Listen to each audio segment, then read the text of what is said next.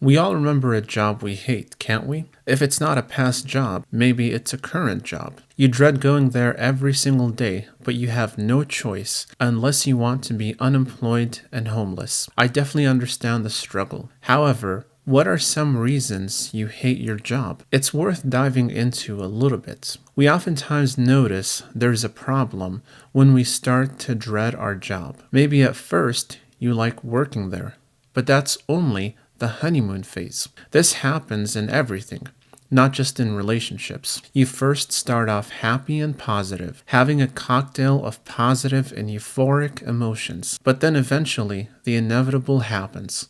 You begin to dread that thing you were first excited about. All those excited emotions die down. That's normal. It's called habituation, and this is supposed to happen. But the degree to which our emotions oscillate from positive to negative should be normal. In other words, we shouldn't be oscillating so far up and so far down. When we oscillate so far up, we feel like we're on cloud nine, completely euphoric and filled with happiness. But like they say, what comes up must come down. And when you're really up, you also go really down. This is particularly true at your job. On your first day, you feel excited about the new assignment and your coworkers, but then eventually it gets old. If you're somebody who constantly needs novelty, you'll be more prone to these gigantic emotional ups and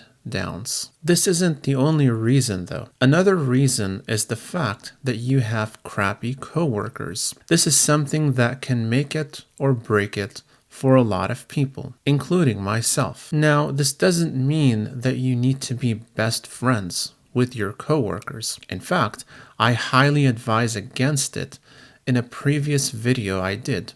Make sure to check it out. But it does mean that you should have a working relationship with them whereby you both are supportive of each other and making the day go by more smoothly and positively. If your coworkers are toxic and immature, it's going to weigh on you emotionally, and you'll notice this carrying over into your personal life. This means you can't de-stress even when you're at home, not working, because while your body is at home, your mind is still at work. I've experienced this with a few previous jobs before. When I would go there, I would just freeze up and feel absolutely disgusted with the company I worked for. A lot of it had to do with absolutely disrespectful and immature coworkers who turned the entire working area into a high school playground. I never felt this with jobs I looked forward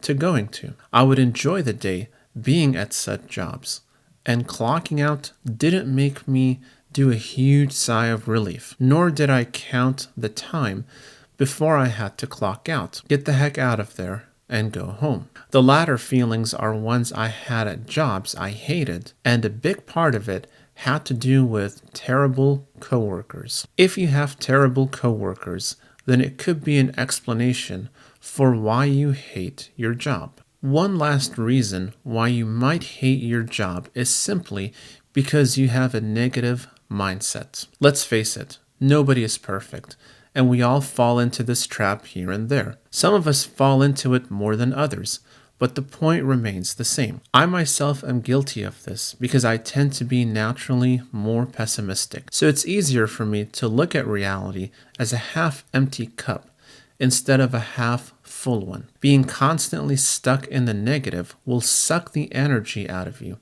making you more grumpy and less friendly towards coworkers, which will in turn make them also more grumpy and less friendly, but only towards you. They will do this as a buffer against your negative emotions that you reflect towards them, and they simply reflect it back towards you because no one really likes a negative Nancy. These are my views on why you currently hate your job. It's easy for us to hate our jobs, but let's make sure we have good reasons for why we feel so negatively about where we work. Let's not just cast aspersions and assume that we are the innocent party. Do some self-reflecting.